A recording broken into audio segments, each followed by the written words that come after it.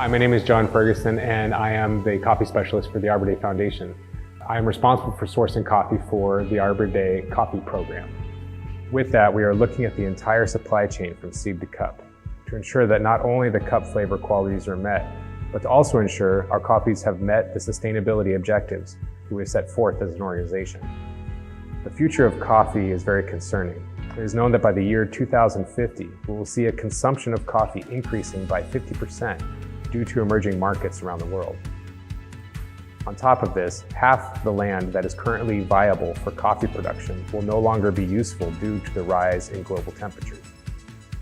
With that, we're going to see a migration of coffee production going up in elevation, and typically those higher elevations are covered by forests. There are so many things that trees can provide when used in agricultural landscapes. Shade-grown coffee production provides sustainability not only for our generation, but for generations to come. We are working at the Arbor Day Foundation to source these kind of coffees from producers that are able to find the value in these ecosystem services that trees provide. So we found that working with partners on the ground was the best way to achieve these goals. We are happy to find partners like Ecoterra that are able to implement and help grow these sustainable coffee production systems. Hello, my name is Guillaume Nadeau. I'm a Deputy CEO at Ecoterra. So Ecoterra's mission is to empower small farmers through agroforestry project development. So we work with small farmers, their co-ops, to implement agroforestry system. This allows us to tackle climate change and land degradation. We finance coffee with trees to recuperate degraded lands and transition to a more sustainable land use, ensuring like the full traceability of the coffee and improve the quality of the green beans. Hello, my name is Alexander Kinnunen, and I am the director of Shade-Grown Coffee. Shade-Grown Coffee is the inspiring story about how growing coffee in the shade of native trees in the tropics can have a truly positive impact on local communities, halt deforestation, and protect critical habitat for wildlife, all while giving your daily cup of coffee a better taste. Shade-Grown Coffee is a documentary film for coffee enthusiasts and nature lovers alike. Shade-Grown Coffee is all about how we can use forests sustainably as humans, while empowering local communities.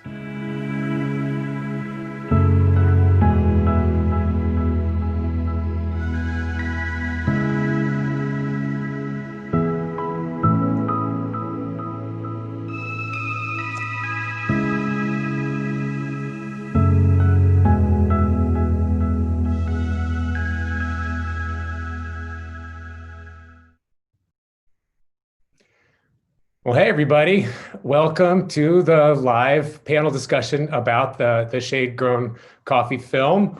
And I am John Ferguson with the Arbor Day Foundation Coffee Program. And please introduce yourselves. And I think they got a little bit of the intro, but we'll do it again. So yeah, I'm buying coffee and running and helping with the Shade-Grown Coffee at the Arbor Day Foundation. Take it away, Director Alexander. Yeah. Please introduce yourself. Or Guillaume. Thank you. Yes. Thank you so much for joining us, everyone. My name is Alexander Kinnunen, and I am the director of Shade-Grown Coffee. Excited to be here. Guillaume? And where are you? May I ask where you're from too? Yeah. Of course. I'm from Copenhagen, Denmark, originally. Right now, I'm in Austria, but that's a longer story. But yeah, Europe at least. Actually, it's still in Europe. It's a beautiful place. I've Sure never been to either of those places, but I hear it's very nice this time of the year. And Guillaume, are you? Where are you? Who are you, and where are you from? Yeah, so I'm Deputy CEO of Ecoterra, and I'm in Sherbrooke, Canada, Eastern Canada. Yeah, that's awesome. And I am in Lincoln, Nebraska, which is in the center of the United States, not quite the geographic center of the world, but pretty close. To my own world. But anyway, it's a really fun global experience that we have here. Not only do we have representation from Canada, from several places in Europe, and also the United States, but we were talking about Peru today a little bit, and a documentary that probably pretty much takes you all around the world. I have my friends from Peru behind me. Yes, and if you haven't seen or taken the opportunity to watch this film yet, simply go to bit.ly Arbor Day Coffee, and you can download it. And every download that you have will plant a tree with Ecoterra and the Arbor Day Foundation in Peru. So please take the opportunity to watch this film. We are going to talk more about what does shade-grown coffee mean? What is shade-grown coffee? Why is it important? And we're going to take about an hour today to kind of discuss that in a casual conversation between the three of us. And at the end, we're going to kind of field some questions that we might be receiving over YouTube or Facebook, or wherever you want to, however you can find us, and however you want to ask. You can even text me if you want. I have my phone. I probably won't check it. It's on silent. And but let's begin here. This is a beautiful photograph. I've seen this on Daily Coffee News. I see this as the promotional trailer photo. It's a beautiful representation of what coffee fields look like with native forests that have an old growth forest. Could you tell me simply, where was this taken? Which country was this taken? It's from Ethiopia, one of the amazing countries we visited on our whole coffee trip around the world. It's taken at about 2,000 meters of elevation, so still quite green at those altitudes around the equator. And yeah, it's a coffee farm. You wouldn't. That's beautiful. Know. And I've been to a couple parts of Ethiopia, which is the motherland, the birthplace of coffee. And this is how coffee was originally grown, I suppose, in a sense. Like, this is where the genetics of coffee started. And this is the adaptive environment in which it was supposed to be grown. It's supposed to be grown under shade and trees and different types of canopy structures and different elevations. And the entire planet has different ecosystems and different ways of looking at this. So we're going to kind of dive into that. And then Guillaume, you're going to definitely take us into, well, how do we get this done? How do we promote and grow and foster this type of engagement with not only the coffee producers, but the coffee consumers that can really find value in this type of production? Because this is important. By the year 2050, as I maybe you missed this, but I've kind of read several articles that refer to this date, 2050. By that time, you're going to see, the consumption of coffee growing by, they say, about 50% more due to emerging markets, especially in Asia, in other parts of the world too. I mean, coffee, everybody loves coffee, right? But at the same time, we do have climate change, and there is an increase in global temperatures, and that does cause some shift in where coffee can be grown. And I would invite John.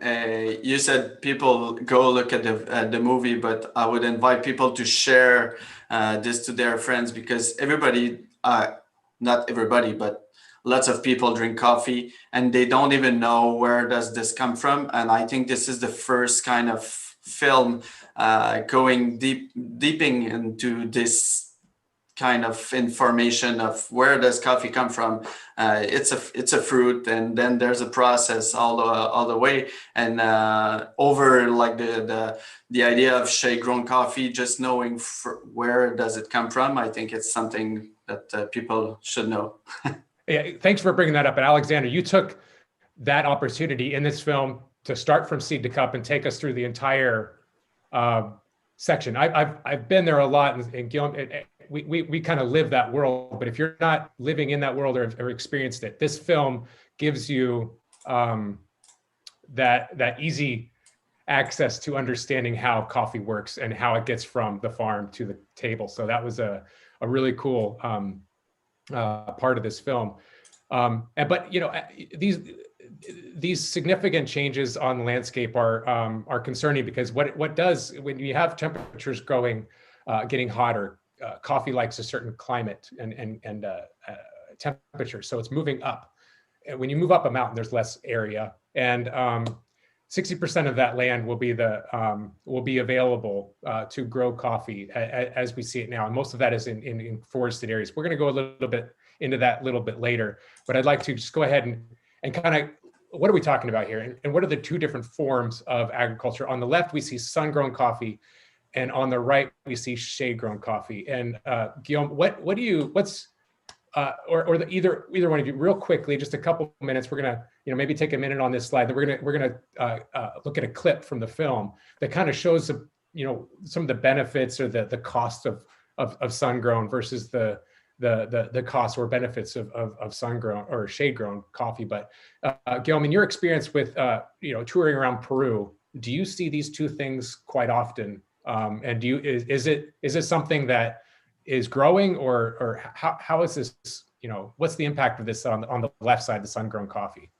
Well, like we can see both. In fact, those photos are photos I've taken in northern Peru, so we can see both.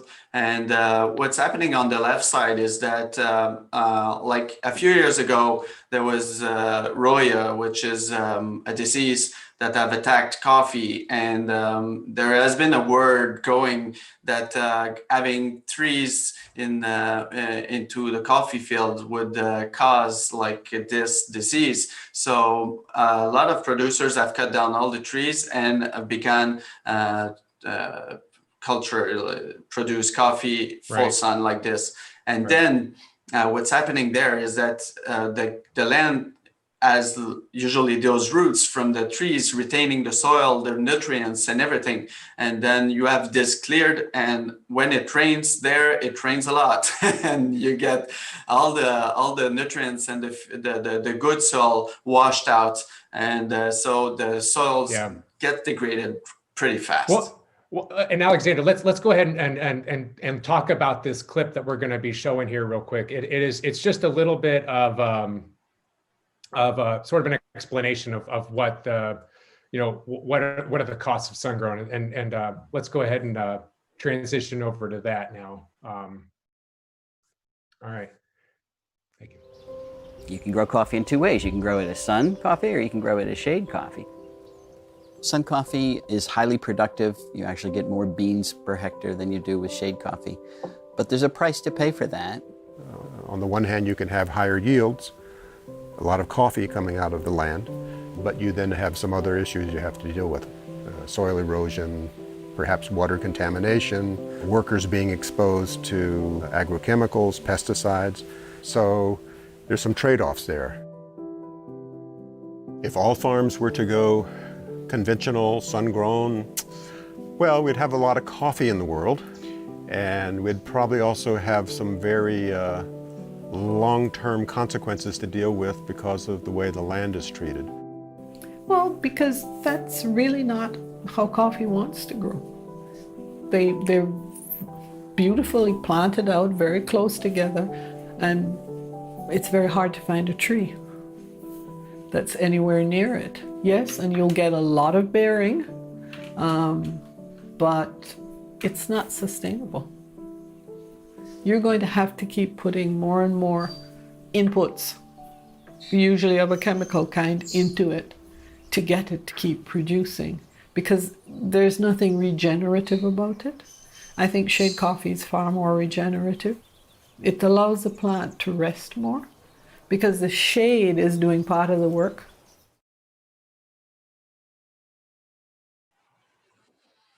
Well, hey, so that's a really interesting clip, Alexander, a lot of great footage. And it's kind of surprising to see that different type of landscape from all of this like really nicely knit rows of this agricultural product. It could have been corn, it could have been anything, but that's a very high yielding system that is sometimes necessary for certain producers to do in order to survive economically. So there is this challenge, and we're going to talk a little bit about the challenges later on with you, Guillaume. But for now, this kind of like sets the stage for like a pretty good conversation, I feel, about what is coffee agroforestry and what are the benefits and what are the impacts here. But where did you get some of that footage? Some of those fields, was that where could you talk a little bit about that clip? Yeah, of course. Actually, the aerial footage you just saw are the only clips in the film that we didn't film ourselves. So it's quite fun you asked just that. We bought them from the stock video site, basically because we didn't want to have a personal relationship with someone and then kind of talk badly about what they're doing. I see. You know what I mean? That's absolutely understandable. That's some pretty difficult footage to even do with aerial over these huge landscapes. And I'm from Nebraska, like in Lincoln, Nebraska, across Nebraska, we don't have forests covering our landscapes. We have corn, and it's grown quite similarly to these aerial shots. And I always think about that, like it's like corn in Nebraska, you know, coffee in these areas. But there's a fundamental difference that Nebraska was never covered with forests.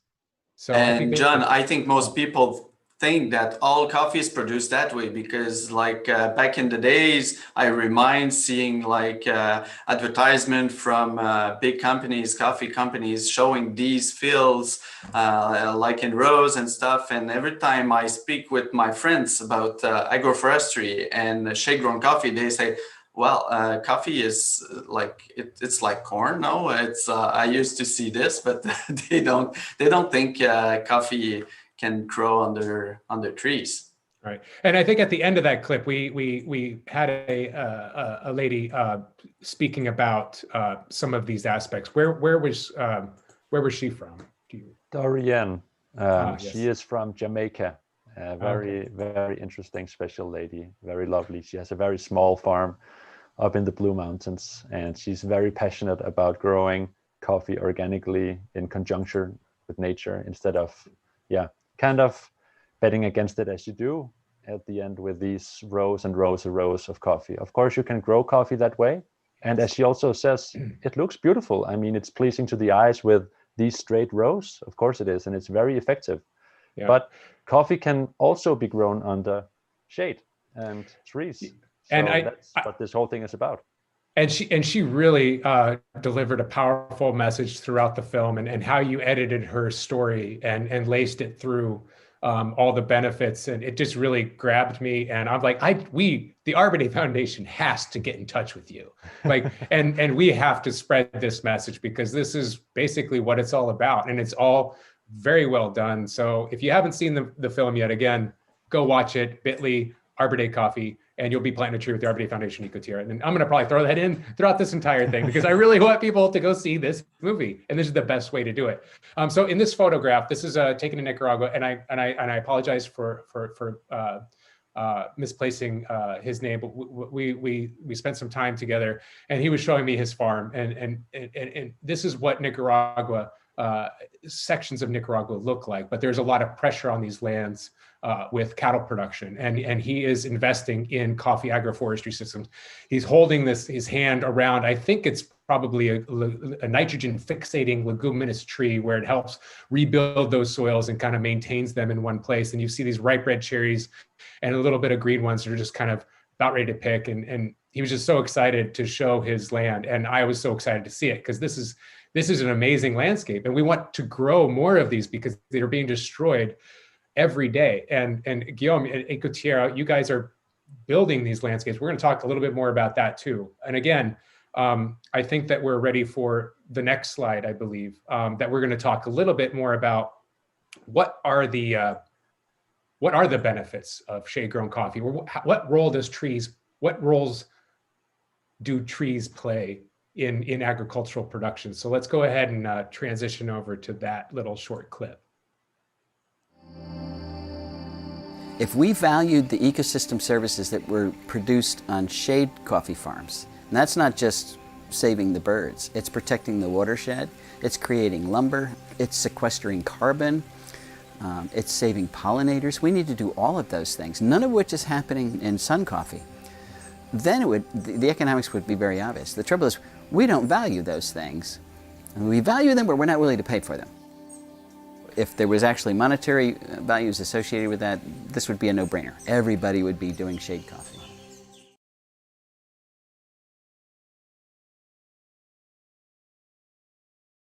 Again, Alexander, a great dialogue and a new phrase, a new term for a lot of people that I learned 5-10 years ago, I think, when I kind of started studying a little bit deeper into ecology, not deep ecology, but environmental sustainability, and what is the shade-grown stuff, and then ecosystem services. for those who don't understand that really technical sort of like geeky term, what does ecosystem services mean? And I mean, I'm kind of showing this this slide, Guillaume, and I hope that you can. We're going to kind of discuss this. But what does ecosystem services mean to you, Alexander? And what did you interpret with that conversation there? I think it means a lot of things basically at the same time, which makes it a simple term and also a kind of complex term, because it's all of these different things you want happening on a farm that the shade trees can help with. And when you remove them, you also remove these services. For example, birds, they eat insects usually, for example, and these insects, they like to live in some of these trees. If you don't have the trees, you don't have the insects, you don't have the birds, all of these things, they kind of go together. And that's, I mean, the services, it's just like you improve the water quality by having trees. You conserve biodiversity. You can even have some, as you say in the slide, I'm not sure if people see it just yet or if it's the next one. Oh, it's there. Yeah. Like food production is right there. It's everything basically that you want happening on a farm. And you know excellent. What I found the best benefit one day, I spent several weeks in Peru, Guillaume, with you at one time, but this was on a different trip. But anyway, one thing I really noticed was like when I was out there, observing the harvest, standing next to the harvesters, picking that coffee in sun-grown areas, I was sweating. It was rough work. It's hot, yeah. And then I transitioned over to this area with trees, and I'm like, this is better working environment. So, I mean, this is a serious attribute that a lot of people don't equate the value of. Like, what's the cost of that? Like, to have the people who are working on the farms comfortable, and what's the cost and what's the benefit of, controlling climate disease? Like, without these trees, you have different climatic changes are getting a little bit more intense. You have harder winds, you have heavier rainfalls, and you have to incorporate all of these benefits, but there's not a dollar or a pound or whatever currency you want to use equated to these costs yet. I mean, there's a lot of research being done. It's like, what is the cost that you can save through controlling your disease by having a tree there? And so, Guillaume, like, there's one thing on here. You were just saying the previous photo, it was with this nitrogen fixing type of trees. Right. There is other pros of having trees into the plantation, because you can reduce the production costs, because growing, as she says in the video, coffee is meant to grow under shade. So when you put it outside of this natural way of growing, you need to give the coffee tree some help. And this is in form of fertilizers, usually chemical fertilizers, pest disease, pest control, disease control, and so this is pesticides, herbicides, and stuff like that. And when you go in more in a natural way of producing, you reduce the production cost for producers at the same time, and he gets good working condition. You get the conservation of the biodiversity, getting the birds, the insects, the monkeys back into the coffee field, and this is the way should be done. And I think that there's one on here that's really interesting: carbon sequestration. I don't want to go too far into this right now, but that is something that you are concentrating on as a part of this model of some people call it carbon insetting, some people call it like another way to reinvest more financial value to maintain the trees that are in place, right? So we're going to go a little bit more into detail of that, but that is a key point and factor in our relationship, I think, with you also, as where we are trying to not only buy coffee, but how else can we incentivize coffee producers and families and communities to maintain and gain more value, financial value, money out of these trees, so keep them in place. Although we do continue to talk about lumber and we talk about other uses, it's not management is key here also, right? It's not saying don't there's touch a them. cycle of Right. tree planting, and we're working with Arbor Day Foundation to plant trees. We're planting thousands of trees with you guys in these projects in Peru, and these trees are meant to grow and then be cut and used as lumber in houses, in building infrastructures, using them for many things. And this is a cycle. And instead of buying the wood from like super far away, they can use it locally. And it's also a complex system. We're talking about native tree species, leguminous. We're talking about food production. It's not all just a field of lumber and coffee. This is diverse. And so that's going to lead us into the next slide of like, not all shade-grown, coffee production, looks the same, and nor should it, because the world is a very, very diverse, complex, and unique place. Every elevation, every landscape, every temperature, every country in the planet has a different ecosystem, slightly different. It always changes. And this is a spectrum, an idea of like, how do you look at shade-grown coffee? Everybody thinks that, well, there's a romantic side of things, and then there's an actual like industrial agricultural side of things. And there is definitely a spectrum of reality in between those two extremes. And so we see on this chart, this was taken from Moguel and Toledo, 1999. It's referenced. You can find this online. It's a great chart to refer everyone to learn more about coffee agroforestry systems. And this is kind of like this is just the go-to graphic here. So real quick, on the bottom, you see unshaded monoculture. There are no trees involved there. Shaded monoculture, there's one tier, but it's basically kind of the same type of tree. Commercial polyculture, bananas, right?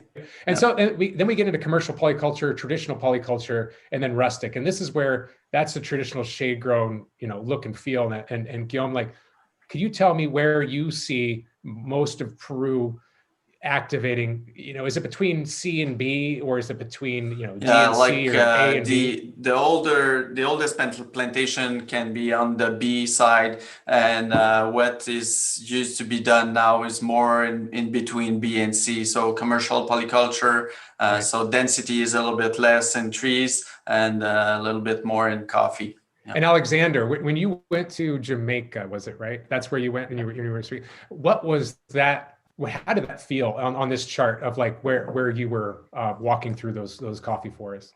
In Jamaica, specifically at Dorian's farm, it's such a small farm that it's difficult to kind of say that everything is just one thing, because she doesn't plant coffee everywhere and stuff like that.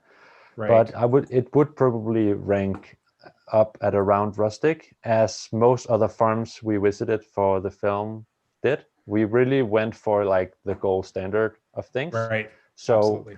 That's something that's also good to mention here, is that coffee can be grown in so many ways that are still beneficial without being the absolute best. It's all just a kind of a sliding scale, I guess. And we for the best pictures as well, as you can tell on the right, some of the photos we got from those farms with huge trees that just beautiful to look at, wonderful places to be. So that's what we went for. But of course, there are places with less trees that are still really interesting. Yeah, and also like we're going to talk about this in just the next slide. But like in these photos, you see like these massive native forests, trees that have been there for, actually it's tropics, so but they're 20 years old. Who knows? They grow so fast down there. And on the left side, you see like a kind of a new growth system that looks like it might have been.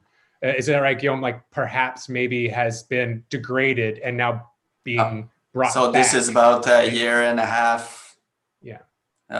About a year and a half regrowth from from a land where the pasture with cows. Right. So not all of this, if it doesn't look like it's thick forest, it is better than what it was. It could have been completely degraded, just a piece of like soil. And now, and you can witness in this one, like there is a little bit of corn, and there is some trees as well that are still pretty small, but that will grow big. And so usually in those systems, you have trees that will grow full size in between 8 and 40 years. Yeah. And so like, I want to talk about just about how elevation impacts tree density real quick. And, you can tell I made this myself. I put a lot of work into it. I did. I put a lot of work into this. I was like, how am I going to do this on my PowerPoint? And I know it's not fancy and it's not supposed to be because I wanted to get through real quick. But there's a sun and there's some clouds, and you can see these little coffee cherries, even though they look like they're actual cherries. Like red cherries, Bing cherries, and then trees all over the place. But there's more trees lower you go, and the trees become less and less compacted as you work up a mountain. And that's kind of interesting with coffee. Also grows at a certain elevation very well with the support of trees. So there's a great retention value of tree canopy at certain elevations. But as you grow and go up that mountain, it's harder and harder for those plants to get photosynthesis from the sun because the clouds, it's a cloud forest. It has to pierce through those clouds in order to get that photosynthesis to grow. So there's a removal of tree canopy and at higher elevations, which is again doubly concerning because that's where coffee is going and that's where it's growing. So again, this is such important work that we are looking at that needs to be done now, and it needs to be done fast. And again, watch this film if you haven't. We're going to go a little bit more into detail about that. Go to bit.ly Arbor Day Coffee to download that film, and then you can help plant a tree at some of these higher elevations where they absolutely need to be, right? So this is a quick picture of higher elevation and lower elevation. Guillaume, do you want to chat about this, or do you want me to keep on rambling on about it? I can say that like on the left side, we're about 1,000-meter altitude, and on the left side, it's the lower, and on the right side, the high altitude, we're talking about around 1,600 meters altitude. So this is like the rank you were telling us, saying like in northern Peru, coffee is grow in between 900 meters and let's say 2,000 at maximum. And this is a pretty, and the higher you go, the more slope you have, the more dangerous that becomes. Yeah, usually, it's getting pretty tricky to like harvesting. You have been there, and when you have this big bucket full of cherries, and you're trying to pick up the cherries, that's a sport in itself. Yeah. But and none of this work is easy, and there is a lot of there are a lot of challenges that are a part of adopting these kind of systems, which again we're going to talk about a little bit later. But right now, it's just important to understand that there are other types of live and dead barriers. These are retention kind of like methods in agriculture that you can use to help slow that erosion of soil down, and in addition to having and incorporating these trees. So at higher elevations, you will generally see forested areas, but also maybe thinner forests. It's not exactly the same everywhere. Like, whereas in Ethiopia, it's a high plateau or a high plateau area where coffee is kind of, it's like you said, it's not all slope. It's just flatter. But let's transition into our next clip from the film. Again, bit.ly Arbor Day Coffee. You can download this film and watch it in its entirety in a better form rather than just clips here and there and kind of like figuring this out. And we're probably rambling too much about too much technical stuff. This film, again, takes you from the farm to the table in that cup of coffee and explains it really well. Right, Alexander? All right. I hope so.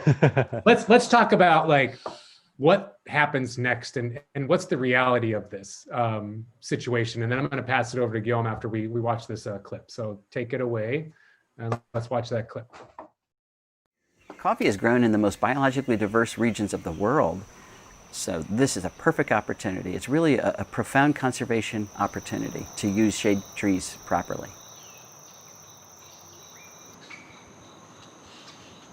We have the option of growing the coffee and saving it for something else at the same time. So we're not talking about giving up the agriculture. This is just one of the unique opportunities to do both at the same time.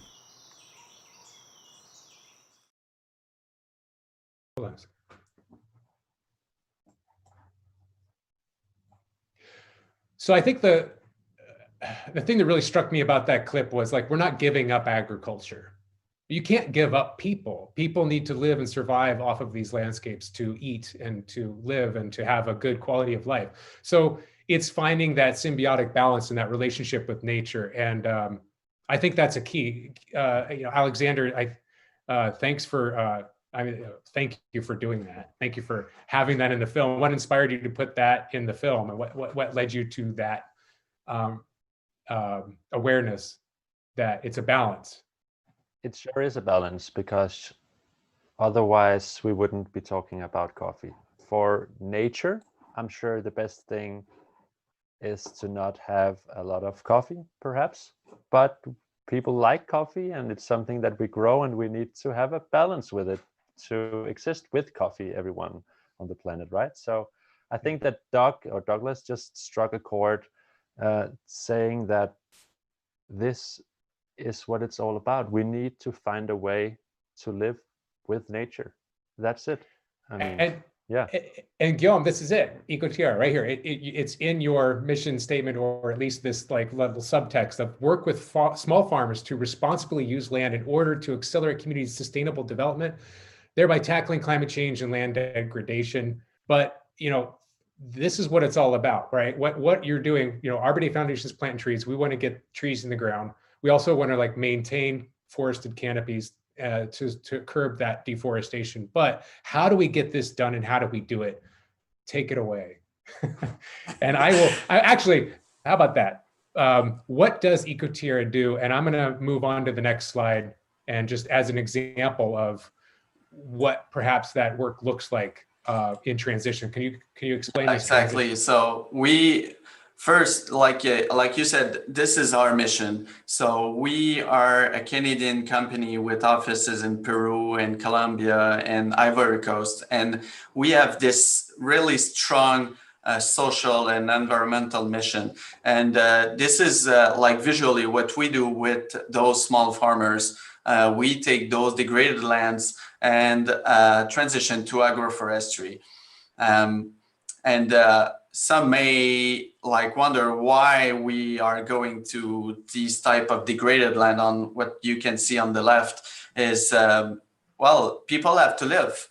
Sometimes it's they own land, and this is forested land, but they need to feed their family. So in quick, they can clear off the land and plant corn, plant whatever annual culture, and produce it. But when you are on these really steep fields, the soil, as I was saying before, the soil gets washed really fast and degraded. And with agroforestry system implementation, you can like recuperate those lands with the trees, with the coffee, and have it still an income for the producers, and recuperate the lands. And we saw that transition to a full forested area with coffee being grown underneath that canopy, right? So, but the real question here is, well, I mean, I put it up there. What are some challenges to adopting coffee agroforestry? So how do you make that transition of just wiping out the forest and, and planting corn or cattle, and considering what are the benefits of adding coffee as the understory canopy? And what are the benefits of maintaining those trees? And is there a way to incorporate food production in that? And I've seen it. It's difficult. There are financial, long-term, like mindset folks that grow exactly. coffee that got it down, right? Yeah, they are living in such a short-term survival state, I would say. Like past misadventure, I've traveled a lot more than good success stories. So people like those small farmers need some support to get through this and adopt agroforestry. So first, it's all like most often it's about money. So it's giving access to them to microcredit to do this transition. And and giving patient credit. So it's not about giving 1 or 2 year loan, but taking a 5-year loans based on the production of the coffee. Because you plant coffee, you'll get your first harvest at around year 2 and year 3, and it will grow up, and then you need to adjust the credit to this reality. You need to adapt the agroforestry systems And first and foremost, you need to bring other farmers that had this good experience of investing into these activities and transition to agroforestry and having this success of getting better incomes and getting sustainability, reducing their costs. Finally, you need to give them training. So I think that there's a lot of challenges that come with this, and it's mostly financially driven. But there is a project model that we have kind of recognized in the coffee industry from seed to cup, and we are wow, time flies, right? Sorry. So let's go through this rather quickly. And again, this film, Bentley Arbor Day Coffee, download the film. You will see a similar path to coffee from seed to cup. And Guillaume, this is your way, and this is a sustainable way of looking at how do you incentivize or improve each step in the supply chain. So real quickly, just bullet point, could you just read through this real quick, and then we'll move on to the next one. The first part is about giving and supporting the small farmers transitioning. So it's about agroforestry systems adapted to their reality, including reforestation and conserving the remaining forest around it. Right. Then And I'm sorry, what does Q grading mean, actually? Yeah, so this is the second part, which is the quality grading for the coffee, and traceability. So this goes with the infrastructure. So you need to get the coffee from the field to the market, and in between there is the processing and the quality and the traceability to be measured and then you have the carbon offset, which is that other financial incentive that we're going to talk about. And we're going to talk about it. Yeah. Yep. And renovation and expansion process. This is a real quick here. What is going on in this photo on the left side, and on the right, and then we'll kind of move on here in just a couple seconds. So renovation, it's about taking old plantation where the coffee trees are from old varieties. And after 15 years, a coffee plant need to be changed. So it's about replacing those plants and adding more trees into the full sun coffee. Expansion is taking those degraded lands and transition it to agroforestry systems with coffee and trees. I love this.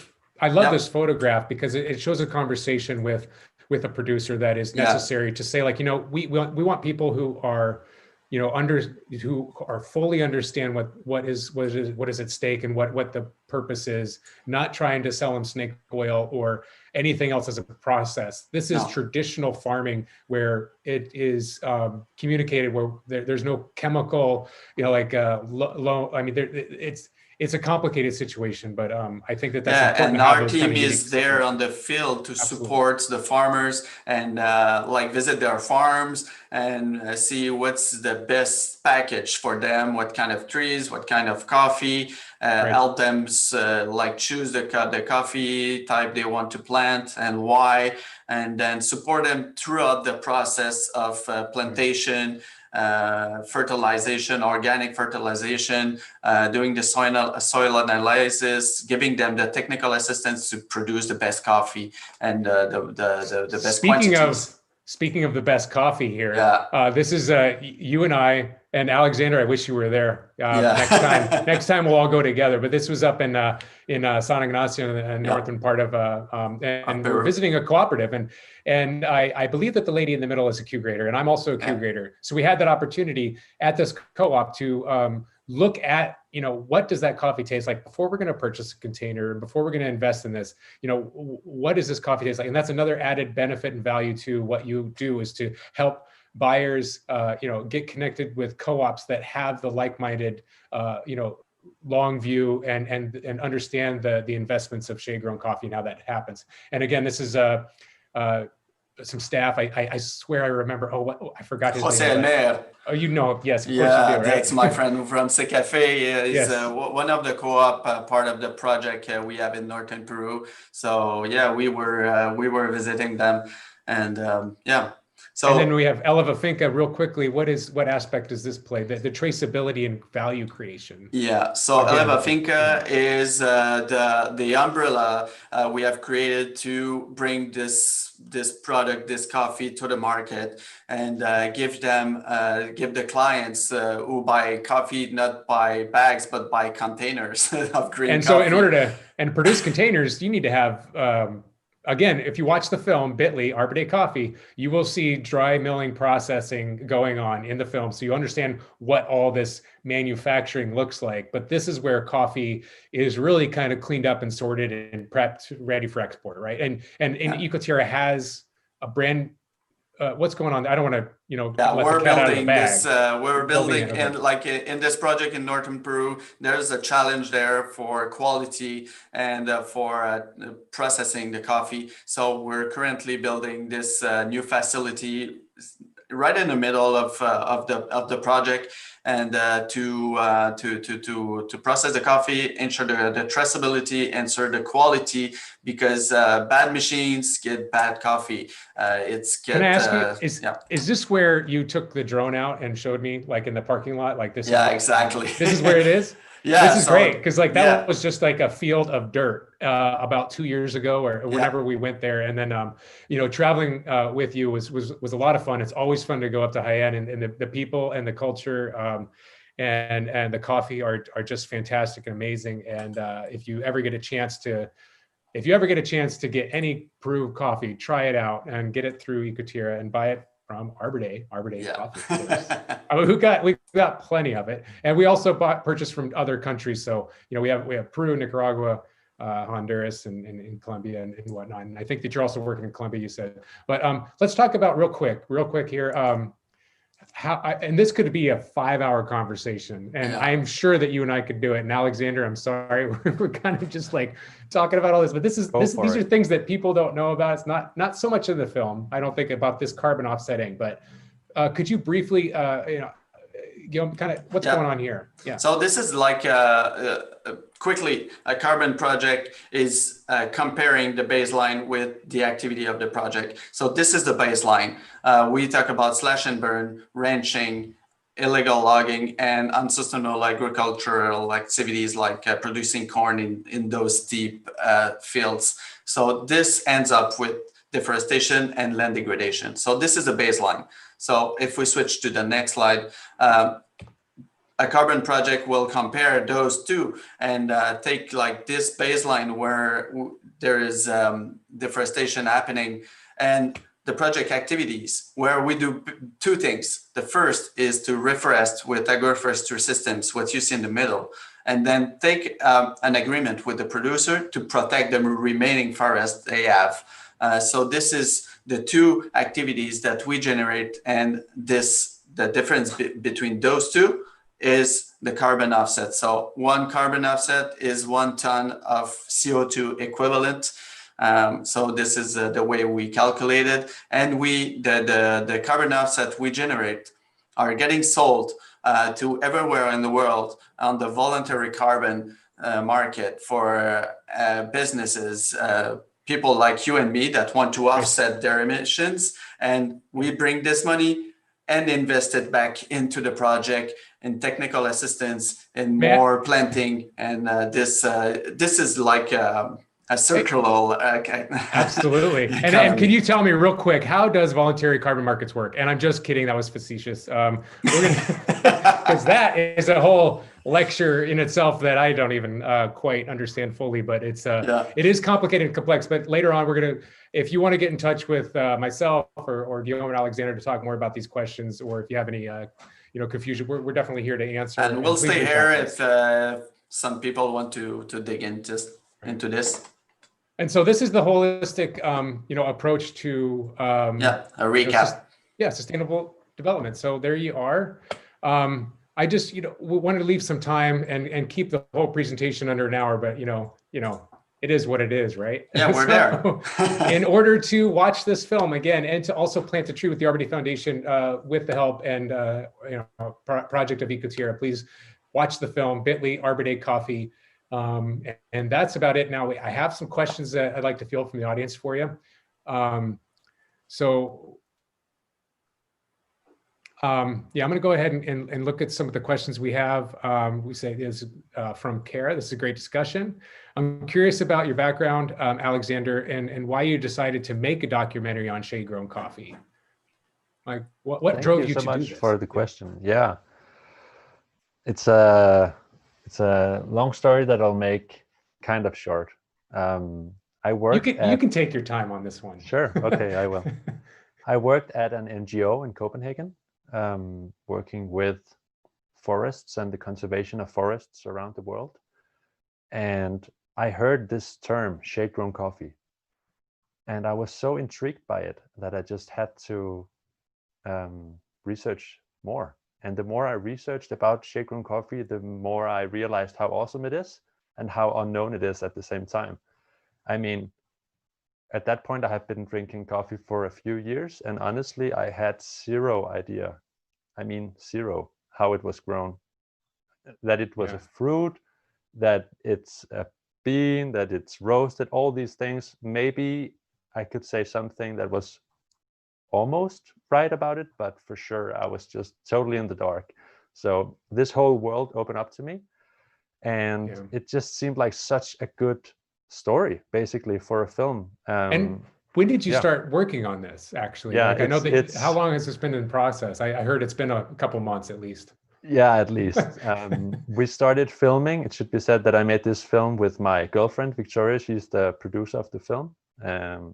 We started filming 5 years ago at this point. The film has been finished for quite a while now too, but still 5 years ago, we took the first trip to Central America and started off in Mexico. And we kind of, I wouldn't say we didn't really plan how that trip should turn out. So we kind of went with the flow and learned as we went along as well. So speaking with the flow, what was your most exciting or memorable part of this, like, coffee agroforestry shade-grown world, traveling, making this film? What really stuck out, and is it in the film? Good question. As with all these kind of best of questions, it's just so difficult to answer, because at every single farm we had amazing experiences, waking up to monkeys howling or a beautiful sunrise, just like the one on the photo here. But I would say one of the experiences that stuck with me the most was probably seeing my first real coffee farm. That's something I will never forget. It was in Mexico, in southern Mexico, Chiapas region. And it really didn't look like any farm I had ever seen before. It looked like a forest, and there were all kinds of amazing trees, birds, animals, flowers. And I was just blown away, like, how can you have all this and still produce something of value, except for just the natural value of it? So yeah, I would definitely say the first coffee farm, it's something. It's a hard one to forget. I mean, I remember too, it was, well, actually I didn't even remember, it was in 2000, but, and I was like, what is that? I'm not into coffee. I was into high elevation, like, Peace Corps stuff with, in La Moaga, Honduras. I, send out my regards to everybody there. But, we also have a question for Guillaume. Let's see here. What is the best way to support Ecoterra and the work you are doing? And not as a leading question, but I mean, we're here for you, Guillaume, if you need any assistance on answering that.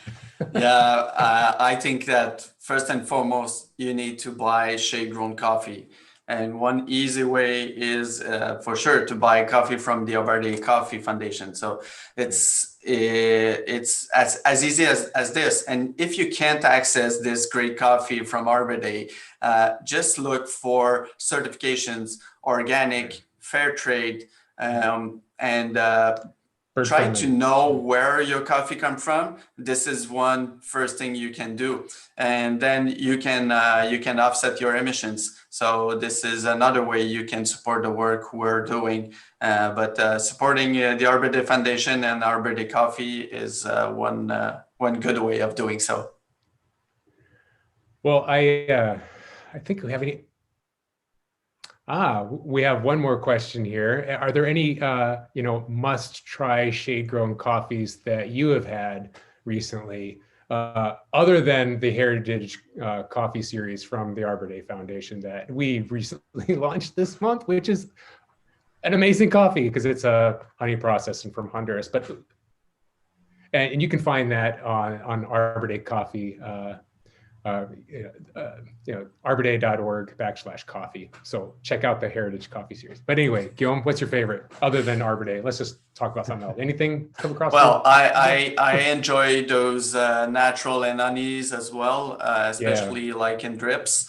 Doing Chemex, you control your thing, and this is something I really discovered going into coffee, is that this kind of coffee, which is for me an in between a coffee and a tea, because it's more light and you get more like the floral and the fruits in the coffee as a comparison to this like a really strong espresso.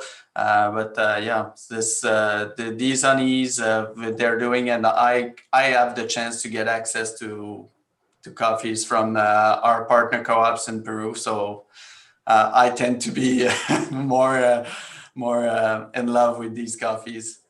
Alexander, how about you? I mean, it's a different part of the world. I'll have to try to get some coffee to you so you can try. That sounds good. Our coffee, Yeah. and anything that you've enjoyed recently? I really enjoy coffees from East Africa in general. As you can probably tell, I loved visiting Ethiopia, and the coffees I have had from there are just superb, especially some of the natural ones. They have some really interesting varieties. Sometimes there are so many different varieties on a farm that you just don't even kind of know what you're drinking, because it's all just growing naturally there. And it's really wild coffee. And you just get some crazy taste combinations of different floral notes and fruits and everything. And well, hey, look. Sorry. Oh, no, I had to cut you off. It looks like some people need to get back to work. It's 1 o'clock on a Friday. Oh, yeah. Our lunchtime is over. This is a nice lunch break, a little bit of a longer coffee break, but I had such a great time talking with the both of you today. To wrap this up, again, my name is John Ferguson, and I'm with the Arbor Day Foundation coffee program. And you can reach out to me, just go to arborday.org/coffee, and you can get in touch with our team. Alexander, would you like to just go ahead and any parting words and how they might be able to get in touch with you, other than obviously bit.ly Arbor Day Coffee, download the film? That's the best, of course. Go watch the film if you have the opportunity to do so. Otherwise, we're at Shade Grown Coffee on Instagram or shadegrowncoffeemovie.com. We also have a Facebook page. And so reach out there if you have any questions or any... And do you have any future projects coming along? We are working on some things, but right now it's all about promoting the film and Shade Grown Coffee. So go watch. Well, hey, when you have any promotional, filming in Europe, let me know. And after all this crazy stuff is over, I'll come over and hang out with you and have some coffee. Come by and visit. I'll organize you a visit in Jaén, in Peru and Colombia. Yeah, I look forward to that. And Guillaume, could you parting words and how to contact you? Thanks everybody for watching this discussion. And if you want to get more information about Ecoterra, so it's ecoterra.co, our internet site. You can follow us on Facebook, and on Instagram we're under Eleva Finca. And you can find me there and send us questions directly on the website. All right. Well, I hope everybody watches the film. I've watched it twice. At least twice, maybe 3 or 4 times actually. Thank you so much for joining us. And drink Shade Grown Coffee if you can. Thank you very much, and goodbye, everyone. Have a great day. Bye. Thank you.